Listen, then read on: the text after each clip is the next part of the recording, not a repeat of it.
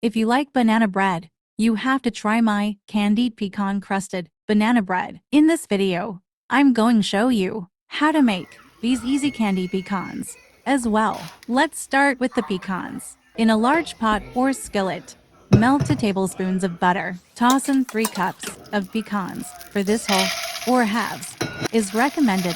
It's best to use bigger pieces, as the little already chopped ones might burn too easily. Coat all the pieces nicely in the butter. You want to keep this at a medium to medium low heat. The first time I ever made these, within a few minutes, some of them were burning, and it was not a very pleasant taste. Once they are coated in butter, I let them toast for maybe 1 minute. Then add in a half cup of brown sugar. While the brown sugar melts, get 1 teaspoon of cinnamon and salt ready. As soon as the brown sugar is completely dissolved, add in your cinnamon and salt.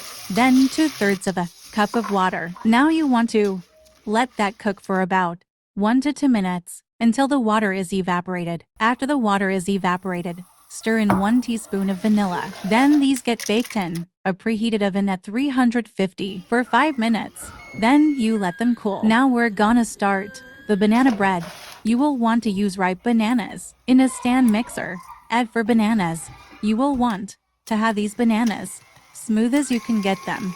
So if you need to use a blender, that is helpful too.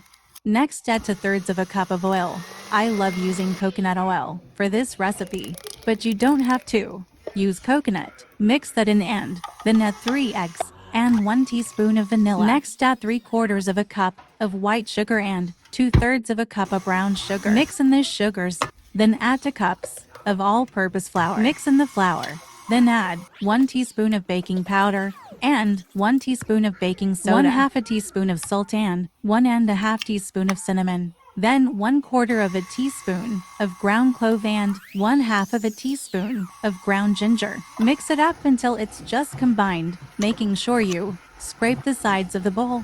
And mix one more time. You don't have to, but my whole family loves these, so I reserve about 1/2 a cup for us to snack on. Now you can chop all these candied pecans up in a food processor or with a knife. I used a little of the batter to make a few muffins without nuts. I mixed in 1/2 cup of them into the batter. I buttered my glass bread pan with a very good layer of butter. Whatever you put the batter in, you want it 3/4 of the way full. Then get a good, even layer of the candied pecans, lightly pressing them into the batter. For this bread pan, I baked it at 355 for 40 to 45 minutes. This time, I think it baked a few minutes longer than I would have liked. You can check for doneness with the toothpick method, or just slightly press on the thickest part of the bread. If it doesn't sink in and bounces back, then it should be done. I let this cool for at least 30 minutes before trying